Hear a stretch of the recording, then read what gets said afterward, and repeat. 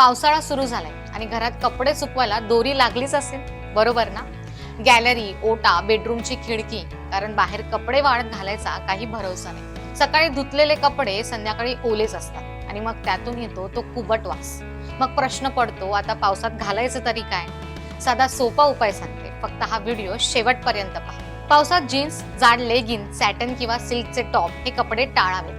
एकदा भिजले की सुकत नाहीत आणि भिजलेले कपडे अंगाला चिकटतात आणि वास येतो. त्याऐवजी हलके, लूज आणि लवकर सुकणारे कपडे वापरावेत. उदाहरण द्यायचं झालं तर कॉटनचे स्ट्रेट कट कुर्ते, जर्सी किंवा लायक्रा मटेरियलचे टॉप, स्लिम किंवा स्ट्रेचेबल कॉटन पॅन्ट्स, साधे टी शर्ट आणि soft track pant, short kurti, cotton leggings, घरी वापरण्यासाठी शॉर्ट टी शर्ट किंवा सॉफ्ट कॅप्रीज हेही उत्तम आहे. या सगळ्या कपड्यांचं एकच वैशिष्ट्य आहे, भिजले तरी पटकन सुकतात आणि अंगावर मोकळं वाटतं. पांढरे किंवा फार फिकट रंग पावसात शक्यतो टाळावे. भिजले की पारदर्शक वाटतात आणि डाग लगेच दिसतात.